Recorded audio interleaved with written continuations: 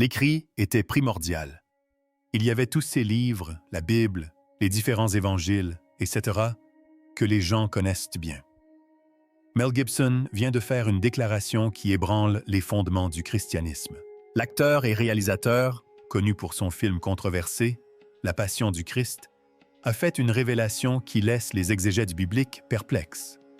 La Bible éthiopienne recèle des paroles de Jésus délibérément expurgées de la version actuelle. Il ne s'agit pas de détails mineurs ni de formulations alternatives, mais d'enseignements, de prophéties et d'avertissements entiers prononcés par Jésus après sa résurrection. Des paroles si puissantes qu'elles sont restées cachées pendant près de 2000 ans. Qu'est-ce qui peut être si terrifiant pour que l'Église les gardé secrets pendant des siècles? Pourquoi l'Éthiopie, une terre qui n'a jamais été colonisée, détient-elle le seul témoignage complet des véritables paroles de Jésus? La révélation de Gibson a ouvert une porte que beaucoup croyaient à jamais fermée. Si vous voulez connaître la vérité qu'on vous a cachée, likez et abonnez-vous dès maintenant. Ce sont des informations qu'ils ne veulent pas que vous voyiez. La révélation du message de Jésus dans la Bible éthiopienne. Depuis près de 2000 ans, les chrétiens entendent le même récit.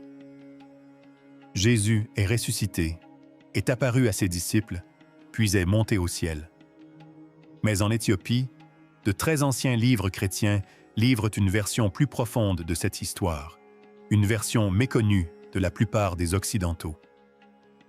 L'Église orthodoxe éthiopienne possède l'une des Bibles les plus anciennes et les plus volumineuses au monde. Certains de ces livres n'ont jamais été acceptés par l'Église romaine.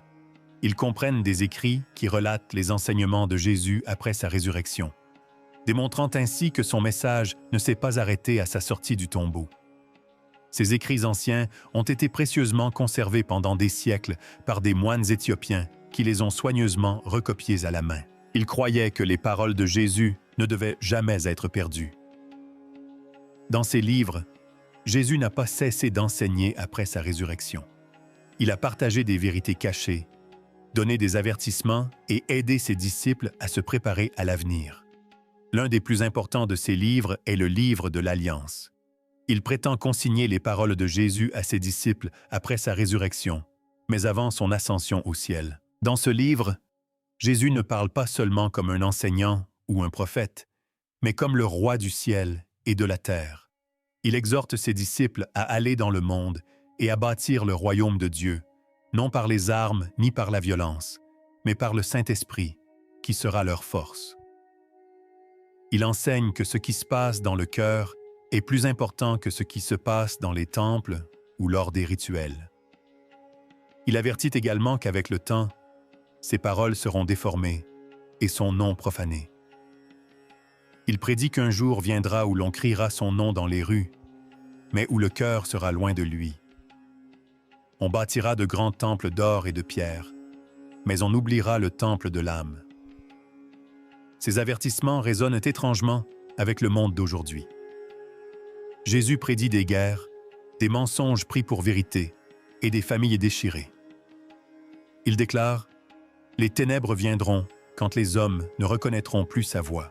Un verset poignant dit « Heureux ceux qui souffrent pour mon nom, non en parole, mais en silence ».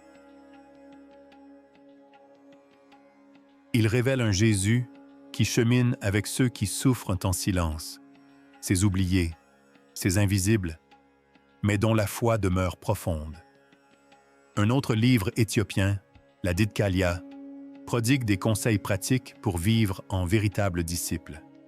Il recommande la simplicité, le jeûne, la prière fréquente et la nécessité de se tenir à l'écart des dirigeants corrompus et des traîtres avides. Jésus met en garde contre les faux prophètes qui, sous couvert de sainteté, exploitent les pauvres en secret. Il dit « Ne soyez pas comme les scribes de l'avenir, vêtus de robes blanches, qui dévorent les maisons des pauvres. Si les secrets du passé peuvent encore transformer notre vision de la foi et de la vérité, quel récit caché recèle le plus ancien et le plus mystérieux livre sacré du monde, la Bible éthiopienne? Approfondissons le sujet. le feu oublié est la véritable voix du Christ. Ces mêmes textes contiennent également une prophétie sur l'avenir de la foi. Jésus affirme qu'au dernier jour, sa voix s'élèvera de nouveau de lieux inattendus, déserts, montagnes et même les enfants d'esclaves. Il dit que son esprit parlera à travers ceux que les puissants ignorent. Cette idée bouleverse l'image traditionnelle de l'Église.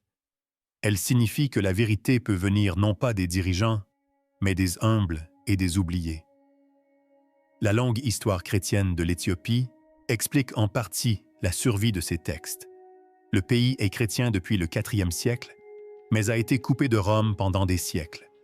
De ce fait, elle conservait une foi plus spirituelle et mystique. Dans ses écrits éthiopiens, Jésus parle d'anges, de démons et de la destinée de l'âme. Il exhorte les gens à prier de tout leur être, et non seulement avec des mots. Que leur corps devienne une prière vivante. Il dit que leur silence soit plus éloquent que les sermons. Les Éthiopiens expliquent également que l'Église occidentale a rejeté ces écrits pour 3 raisons principales. La première est le contrôle politique. Rome souhaitait une Bible claire et simple, facile à utiliser. La deuxième raison est le mysticisme. Les livres éthiopiens regorgent de visions, d'anges et de combats spirituels que les dirigeants occidentaux jugeaient trop étranges. La troisième raison est la peur. Ils craignaient que si les gens entendaient ces enseignements, ils suivraient Dieu directement au lieu de se fier à l'Église pour être guidés. Certains textes éthiopiens affirment également que Jésus est resté sur terre 40 jours après sa résurrection. Durant cette période, il a révélé ce qu'ils appellent les rouleaux célestes. Il a enseigné que les anges marchent auprès de chaque personne, que les démons murmurent dans les esprits, et que chaque pensée construite soit une échelle vers le ciel, soit un chemin vers les ténèbres. Il a aussi averti que ses paroles seraient déformées, son image retouchée et son nom vendu. Quand on voit à quelle fréquence le nom de Jésus est utilisé aujourd'hui pour l'argent ou le pouvoir, ces paroles résonnent d'autant plus fort. Mais malgré ces avertissements, les textes éthiopiens se terminent sur une note d'espoir. Ils rapportent que Jésus a dit à ses disciples « La vérité ne meurt jamais ». Il a dit « Je suis la semence et l'épée, je reviendrai ». Ces écrits présentent une image de Jésus bien différente, une image plus forte, plus profonde et plus personnelle que celle que la plupart des chrétiens occidentaux connaissent. Ce Jésus n'appartient ni aux édifices ni aux institutions. Il appartient au cœur qui le cherche sincèrement. Si une grande partie du monde a oublié ces dernières paroles, l'Éthiopie, elle, s'en est souvenue. Et c'est peut-être là que la véritable voix du Christ a toujours résonné, dans le silence où la foi n'a jamais faibli.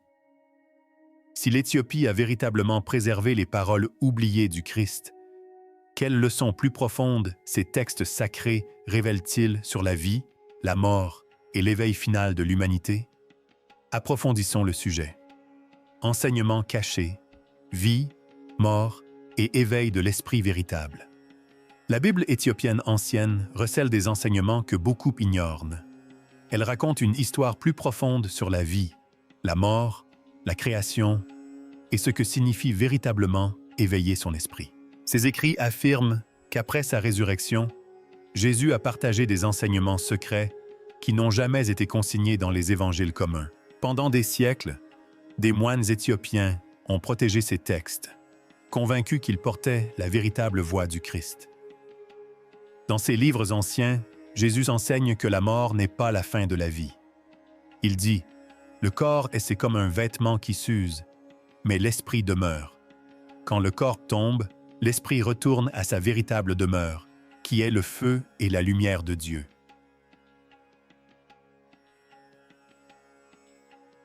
Ses disciples furent effrayés en entendant cela.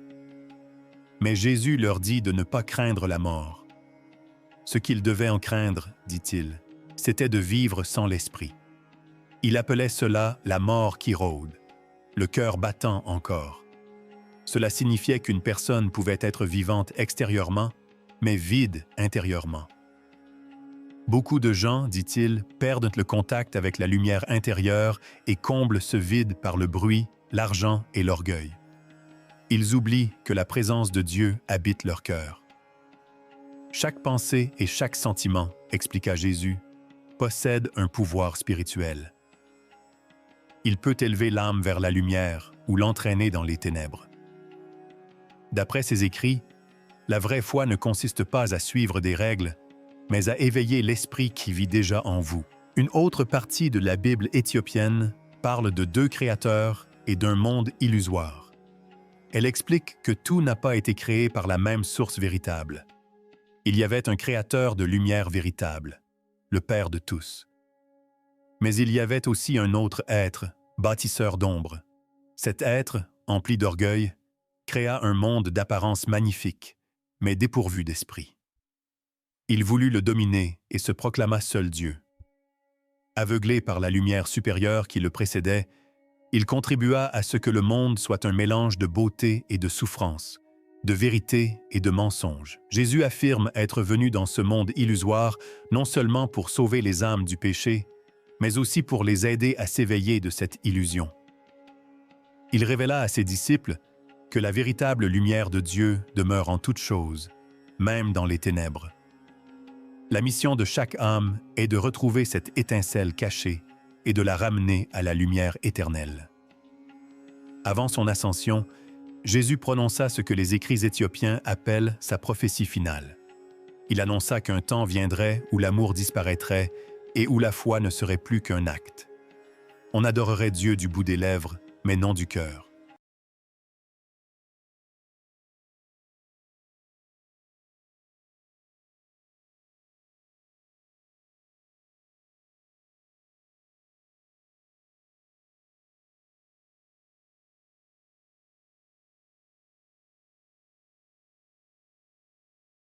Au même moment, il promit que son esprit renaîtrait. Non pas dans les grands temples, ni par l'intermédiaire de chefs puissants, mais au cœur même des âmes paisibles et brisées. Mon esprit, dit-il, agira là où la religion ne peut pénétrer. Les orgueilleux ne le verront pas, mais les brisés, si. Ils me reconnaîtront non par les mots, mais par le feu. Ce feu, expliquant les écrits, n'est pas celui qui consume le monde, mais celui qui consume le mensonge et l'orgueil. C'est le feu de l'éveil. Il purifie l'âme et ouvre les yeux. Jésus a dit que ce feu reviendrait avant la fin, pour réveiller les consciences et les ramener à la vérité. Nombreux sont ceux qui pensent que cette prophétie s'applique à notre époque, où le monde est empli d'avidité, d'orgueil et de confusion, mais aussi assoiffé d'authenticité. Pour le monde d'aujourd'hui, le message de la Bible éthiopienne est clair. Nous avons bâti de faux dieux avec l'argent, la gloire et le pouvoir. Nous prions dans des temples de pierre, mais nous oublions le temple vivant qui est en nous. Pourtant, même maintenant, il y a des personnes discrètes et invisibles qui portent encore la véritable lumière du Christ. Elles ne portent pas de robe d'or et ne recherchent pas les louanges. Ils vivent sereinement, guidés par l'amour et la vérité. Leurs prières, dit-on, empêchent le monde de sombrer dans les ténèbres. Le cœur de ces enseignements est simple. Le royaume de Dieu n'est pas lointain. Il est en chacun de nous. L'âme est le véritable temple de Dieu. Chaque acte de bonté, chaque pardon, chaque manifestation d'amour éveille cette lumière intérieure. Quand on vit dans l'amour, on participe à la flamme céleste. La Bible éthiopienne révèle une foi qui ne repose ni sur la peur ni sur le contrôle, mais sur le choix personnel. Elle nous dit que même dans un monde de mensonges et d'avidité, la lumière de Dieu ne s'éteint jamais. Les moines qui ont préservé ces paroles croyaient ne pas seulement conserver des textes anciens, mais la vérité vivante du Christ. Si l'Éthiopie a gardé les enseignements cachés de Jésus, pourrait-elle aussi receler le récit d'une vie paisible, loin de la mort sur la croix? Voyons voir. L'Évangile perdu de la paix. l'histoire cachée d'Éthiopie sur le Jésus vivant. Jésus fut trahi, torturé et crucifié sur une croix romaine afin de sauver le monde. Selon les chrétiens du monde entier, ce récit s'est transmis de génération en génération et se retrouve dans les églises, les Bibles et les œuvres d'art. Cependant, un autre récit, qui brosse un tableau complètement différent des événements, a été conservé loin de là, en Éthiopie.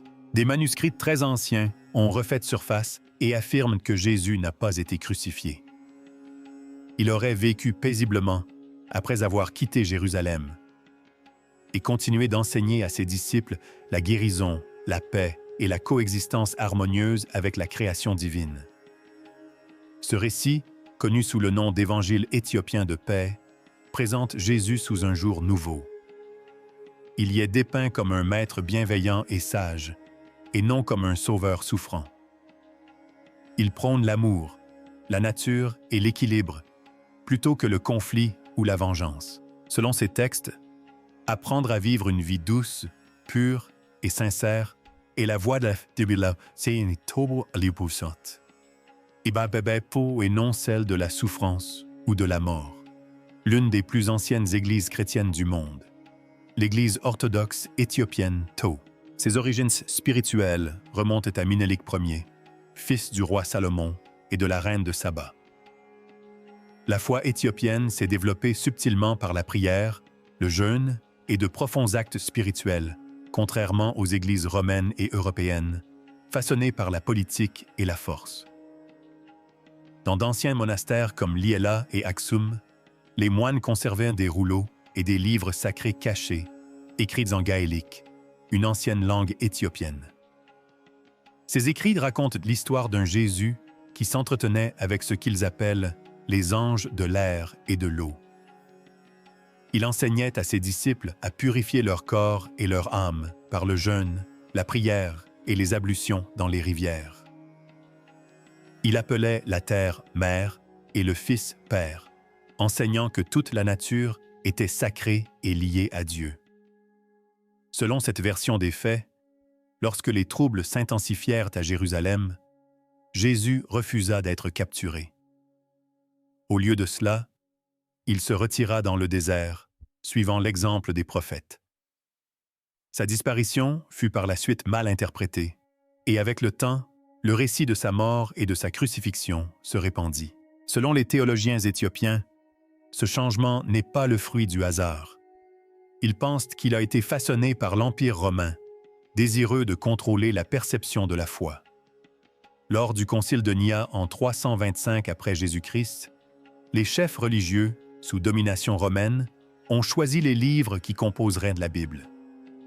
Les érudits éthiopiens affirment que ce concile a privilégié une version du christianisme centrée sur la mort et la souffrance. Un sauveur mourant, selon eux, facilitait le contrôle du peuple, contrairement à un maître vivant prônant la liberté spirituelle. Ainsi, tandis que Rome prêchait le sang et le sacrifice, l'Éthiopie a préservé son message de vie et de paix. La Bible éthiopienne nomme Jésus Yeshua, le guérisseur, et non le Christ crucifié. Les Éthiopiens croyaient qu'ils souhaitaient que les hommes guérissent leur cœur et leurs esprits, vivent en paix et prennent soin des autres et de la terre. Les historiens contemporains remettent en question ce récit, faute de preuves romaines suffisantes. Cependant, les érudits éthiopiens rappellent que leur terre s'est christianisée bien avant Rome et que leur langue et leur tradition comptent parmi les plus anciennes du monde. Des archéologues ont même découvert d'anciens temples et des croix à Yeha et Aksum, témoignant du développement du christianisme en Éthiopie selon une voie qui lui était propre. D'autres découvertes, comme les manuscrits de la Mer Morte, révèlent l'existence de groupes religieux primitifs qui vivaient en autarcie, pratiquaient de la guérison et se tenaient à l'écart de la violence. À l'instar de l'évangile de paix de Jésus en Éthiopie, ces groupes, appelés Esséniens, partageaient probablement les mêmes convictions de pureté et de paix. Que l'on considère ce récit comme un fait historique ou comme un message spirituel, il n'en demeure pas moins porteur d'un message puissant. Il invite à une profonde réflexion sur le véritable enseignement de la venue de Jésus. Sa mission se limitait-elle à mourir pour les péchés de l'humanité? Ou s'agissait-il de montrer aux humains comment vivre en paix les uns avec les autres et avec la création divine? L'évangile de paix éthiopien n'est peut-être pas aussi répandu que la Bible enseignée en Occident, mais son message résonne avec intemporalité. Si l'histoire de Jésus en Éthiopie remet en question toutes nos certitudes sur la foi, qu'est-ce qui fait de cette terre ancienne et non colonisée un lieu si particulier pour abriter la plus ancienne Bible du monde? Examinons cela de plus près. L'Éthiopie, terre non colonisée, se distingue comme l'une des nations les plus anciennes et les plus extraordinaires de la planète. Son histoire remonte à des millénaires, marquée par le mystère, une foi inébranlable et une résilience remarquable. Contrairement à la plupart des pays africains, l'Éthiopie n'a jamais été colonisée. Cette indépendance lui a permis de préserver sa culture, ses traditions et ses croyances ancestrales comme peu d'autres ont pu le faire. Nombre d'Éthiopiens croient que leur lignée remonte à Cham, l'un des fils de Noé, une affirmation que l'on retrouve dans d'anciens écrits juifs. C'est pourquoi l'Éthiopie est souvent perçue non seulement comme une nation, mais aussi comme un pont vivant vers le monde biblique et l'une des premières civilisations de l'humanité. La foi a toujours été au cœur de l'identité éthiopienne. Bien avant que le christianisme n'atteigne l'Europe, l'Éthiopie connaissait et vénérait déjà le Dieu chrétien. Les archives historiques attestent de la présence du christianisme en Éthiopie dès le IVe siècle, non pas comme une croyance importée, mais comme une foi embrassée naturellement. Au VIe siècle, le voyageur Cosmos visita l'Éthiopie et la décrivit comme une nation chrétienne établie. Il écrivit également que les souverains éthiopiens accueillaient les chrétiens fuyant les persécutions, leur offrant refuge là où peu d'autres le faisaient. Certaines tribus éthiopiennes pratiquent cette foi sans interruption depuis plus de 300 ans, faisant de l'Éthiopie l'une des plus anciennes nations chrétiennes au monde, plus ancienne encore que l'Église catholique elle-même. L'Église éthiopienne conserve également l'une des versions les plus anciennes et les plus complètes de la Bible jamais écrite. Alors que la Bible du roi Jacques compte 66 livres, la Bible éthiopienne en compte 88. Parmi ces textes supplémentaires figurent des écrits anciens comme le livre d'Hénoch et le livre des Jubilés, absents de la plupart des Bibles modernes. Ces écrits supplémentaires contribuent à la singularité de la Bible éthiopienne. Ils furent écrits en ge'ez, une langue ancienne que peu de gens aujourd'hui savent lire ou comprendre. De ce fait, une grande partie du monde ignora l'existence de ces textes pendant des siècles. La Bible éthiopienne existe sous deux formes: le canon large, composé de 81 livres, et le canon restreint, qui en compte 72. Plus tard, l'empereur Haile Selassie déclara le canon à canon étroit, version officielle. L'indépendance ininterrompue de l'Éthiopie, sa foi ancestrale et ses textes sacrés révèlent une vérité profonde. Les racines du christianisme plongent profondément à Sinftiamum africain. Si beaucoup se tournent vers Rome ou Jérusalem lorsqu'ils évoquent l'histoire biblique, l'Éthiopie préserve discrètement l'une des traditions bibliques les plus anciennes et les plus complètes connues de l'humanité. Que pensez-vous de la Bible éthiopienne et de son histoire méconnue? Dites-nous ce que vous en pensez dans les commentaires ci-dessous. Merci d'avoir regardé. Nous espérons que vous avez trouvé ce voyage aussi passionnant que nous. N'oubliez pas de liker et de vous abonner, et cliquez sur la vidéo suivante pour découvrir d'autres histoires de vos célébrités préférées.